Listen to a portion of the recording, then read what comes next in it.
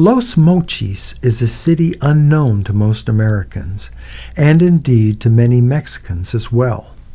For us, it was only a stopping-off place.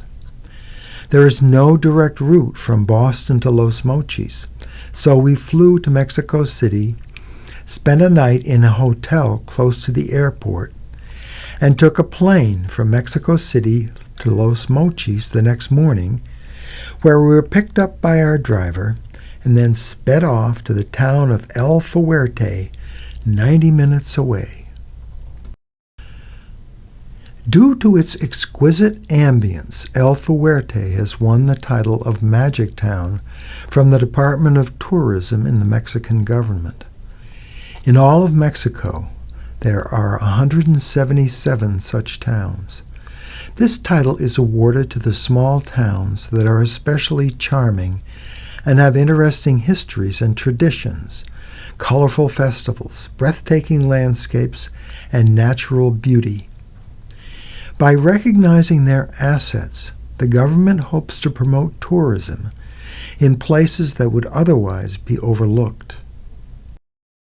El Fuerte refers to the fort that the original Spanish settlers built in 1610 to protect themselves against the local Indians who were constantly attacking them.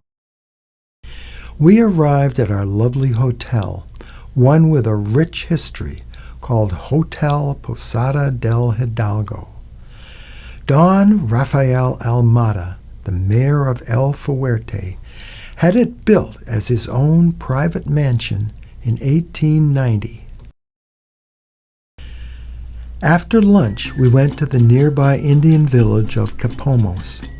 A young Mayo Indian man in traditional dress, his legs wrapped in bands of butterfly cocoons, danced for us. He was an agile, graceful, and nimble dancer. He performed a number of dances in the Mayo tradition. Watching this elegant dancer perform the deer dance was a haunting experience, one that touched our emotions and has remained firmly in our memories ever since.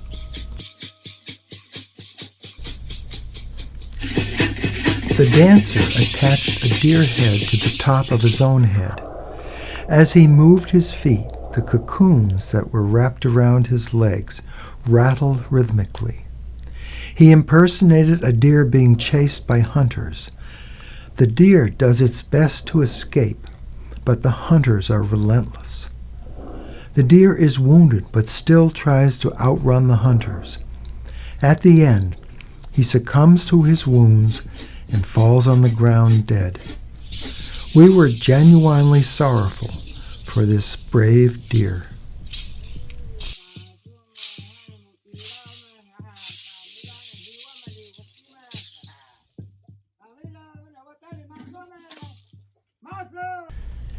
In another part of the village, we visited an elderly woman in her very basic outdoor kitchen that contained the same utensils as did those of the tribe's ancient relatives.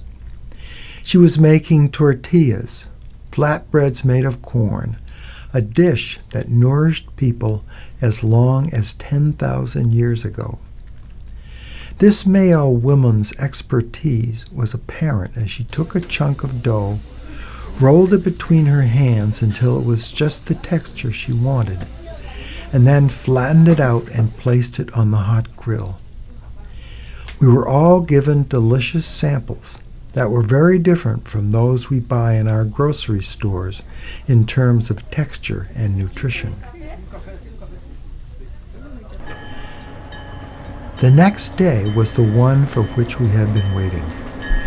We would take El Chepe, the Chihuahua Pacific Express. This train traverses the rim of Copper Canyon. The whole ride from Los Mochis to Chihuahua is 220 miles and takes 15 hours for the entire trip.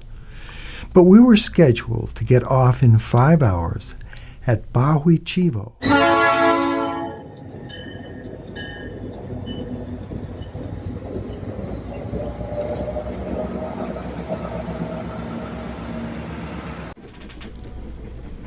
This railroad, a marvel of engineering, took 90 years to build and was inaugurated in 1961.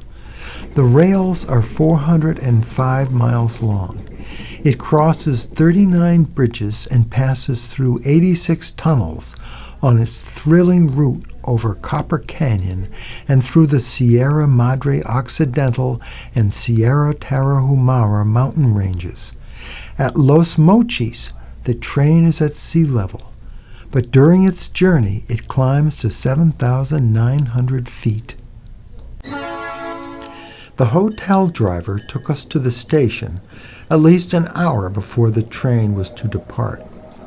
When we arrived, there was just a smattering of people there, but little by little the platform filled up with travelers and their suitcases. El Chepe has 3 classes: first class, executive class, and tourist class.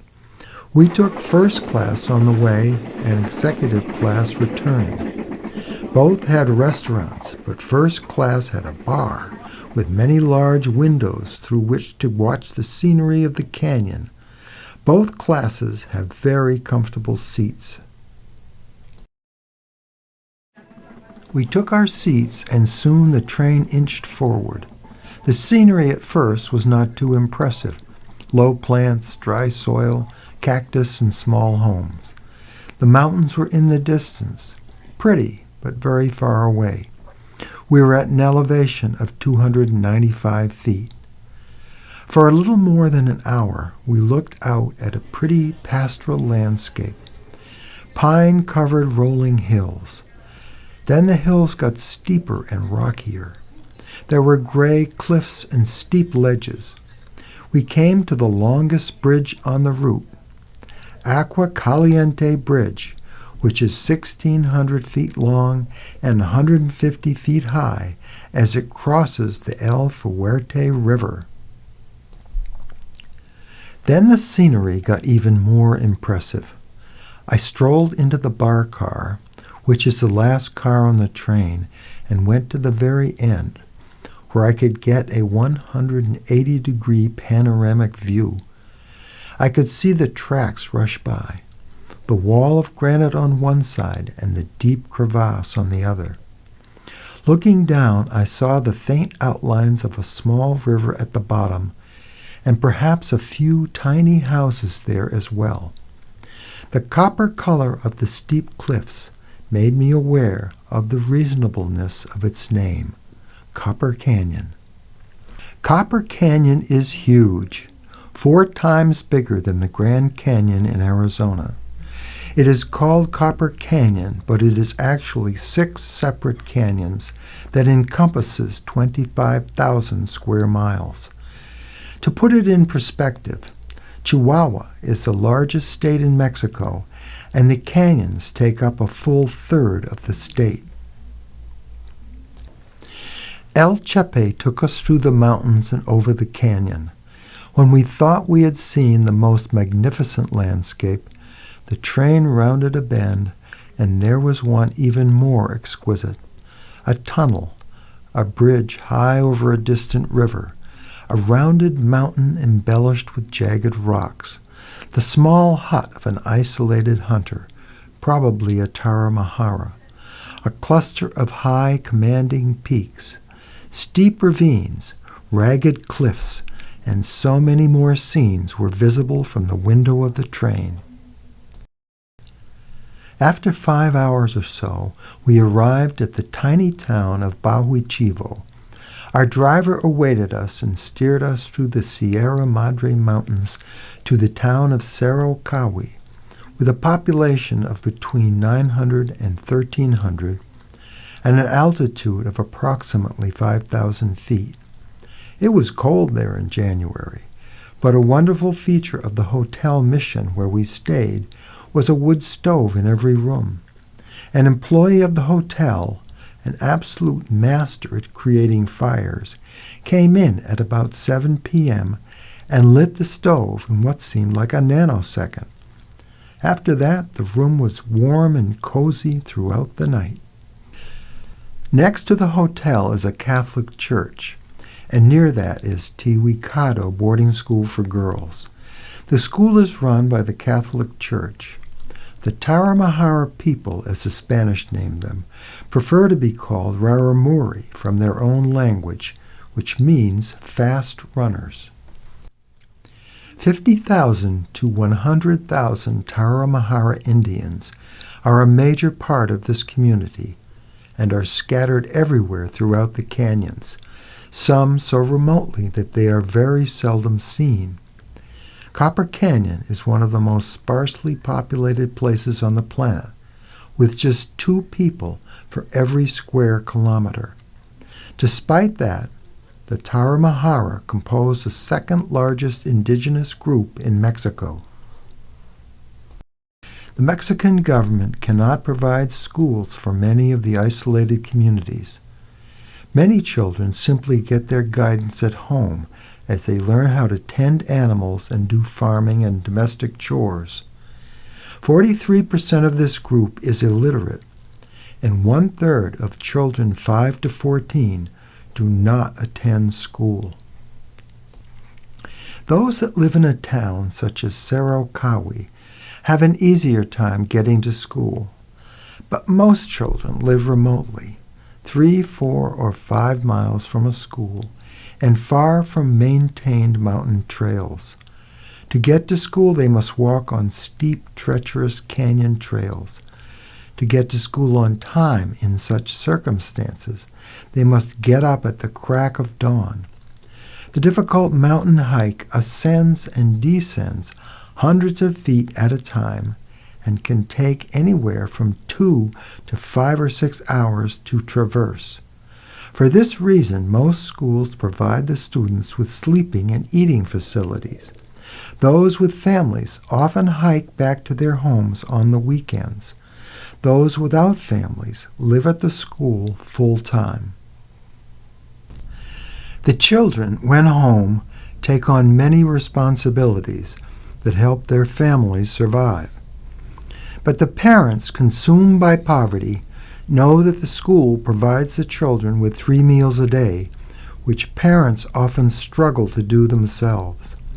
For this reason, the Catholic Church created a boarding school for elementary-age girls in Cerro Cawi. Here the girls live, study, and socialize. They learn traditional elementary school skills in Spanish and Raramuri.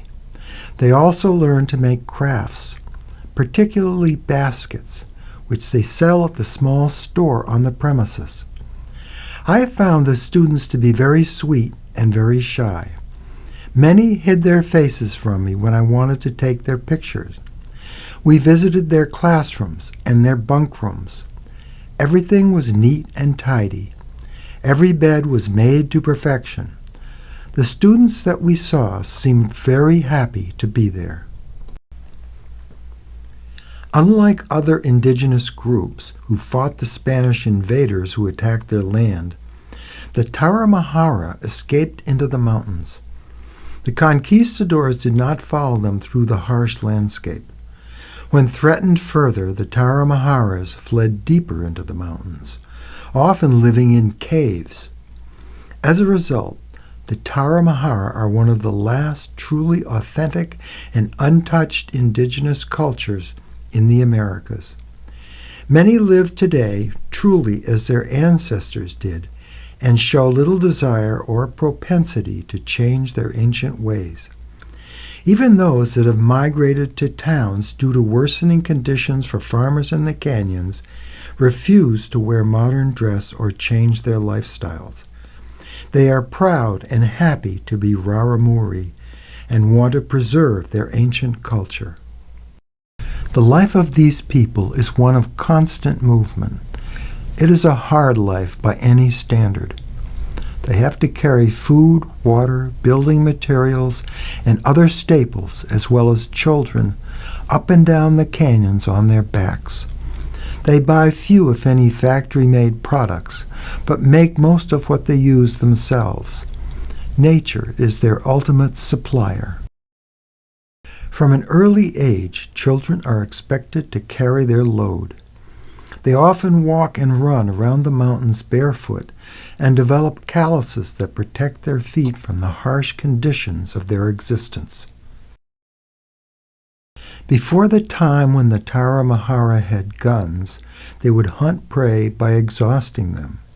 If they saw a deer in the forest, they would chase it night and day until the deer could go no further and would give up the chase and lie down upon the earth to be taken by the hunters. Despite being reticent to join the world, the Taramahara are not people unknown to the world at large, especially as world-class long-distance runners. The Taramahara have made a name for themselves by being some of the best long-distance runners on the planet. Christopher McDougall wrote Born to Run, a book about them that was on the New York Times bestseller list for 4 months and has sold more than 3 million copies. The author, a passionate runner himself, had sustained a number of serious injuries. He had noted that the more expensive and more cushioned the running shoes, the more injuries seemed to occur. He became fascinated as a result by the Taramaharas, who sustained few if any injuries when they ran either barefoot or in homemade sandals. They run basically on their toes, putting little pressure on the rear of their feet. Since many Taramahara live a considerable distance from others, they run between their tiny villages to communicate with their neighbors. They run to collect water and crops. They run to hunt. They run for transportation. They run for entertainment. They run in the mountains through rugged, rocky, steep terrain. They run on their bare, calloused feet or on their handcrafted sandals called huarachis, the soles of which are old rubber tires laced with leather straps. They run because in their religion they believe that running keeps the earth on its axis. They are not into speed, rather endurance. When Reyes Sateva participated in the World Championship of Big Dog's Backyard in 1922 in Tennessee, he ran 275 miles in 66 hours with no sleep. He came in 5th and was the only indigenous person in the race. Running for these people is sacred. They run to petition their god, Onoraumi, for blessings and to give thanks for the life that he has provided. In races, observers have noticed that some of the runners seem to be in trances as they enter a spiritual realm. Researchers have asked how the Taramahara train to be such great runners. These runners do not understand the word train. It is not a word in their language. Their entire life involves training. From walking or running up and down rugged mountain trails, carrying water, food, or children on their backs, chopping wood, or plowing, they get their training every single day through their lifestyle. The day after we arrived in Sarakawi, we had an early breakfast at the hotel and boarded a van with other hotel passengers on our way to one of the greatest spectacles of the canyons, Urique Overlook, also called the Mirador del Cerro Gallego. It is impossible to describe the majesty that we encountered at 2,200 meters high. Deep canyons, steep cliffs, rugged rocks as far as the eye could see. The distant hills seemed to reflect the sky, only in a deeper blue. These vistas are simply awe-inspiring and make you feel like a tiny being facing an eternal, powerful, resplendent nature.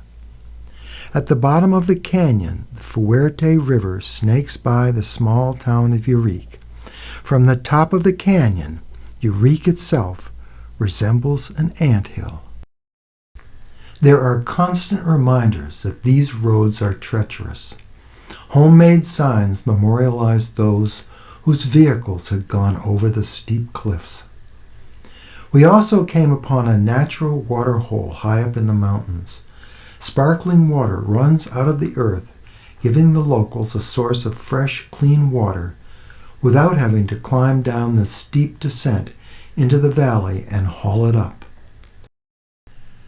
When we got back to the hotel, a van picked us up to drive us to the next stop through exquisite winding mountain roads. We arrived at one of the most spectacular hotels perhaps in the world. Hotel Posada Mirador sprawls on the very edge of three canyons, Urique, Tararequa, and Cabre, at 2,240 meters high. Each room has a balcony overlooking Copper Canyon. We were scheduled to stay here 3 days and eat every meal here as well. We ate a delicious 3-course lunch and decided to try the very easy guided walk around the hotel grounds. At least that is how it was described to us. Actually, it turned out to be one of the scariest walks I have ever taken, and also one of the most beautiful. It was scary because the path at times was very narrow. On one side was the rock wall of the canyon. On the other, drops of many feet, more feet than I cared to contemplate. The Taramahara carry a walking stick, and I did too, which helped with my mobility, but not with my fear. The walk was supposed to be 2 kilometers long, but it seemed that we walked at least 50 because every step was terror-filled. There were lovely views along the way, as well as the homes of the Taramahara. Our guide was Taramahara, and his lovely daughter accompanied him. It was evident that both of them were totally comfortable walking past the long drops into infinity as my white hair got even whiter. When we got back to the hotel, our guide treated us to a number of Taramahara dances.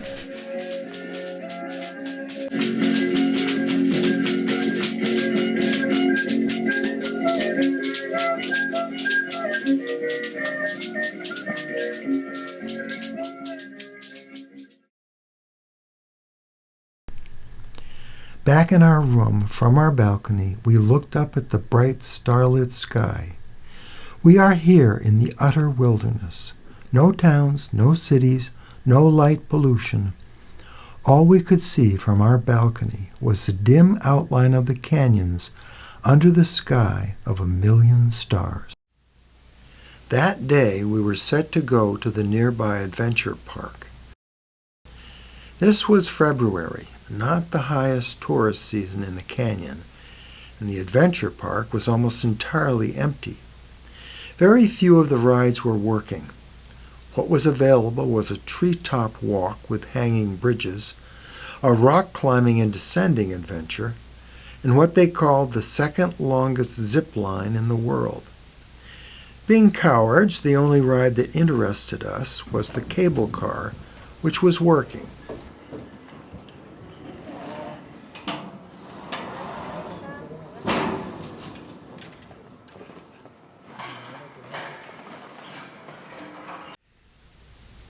Floating across the canyon in the cable car and looking down into the long drops to the canyon floor made my heart beat rapidly and my whole body tremble.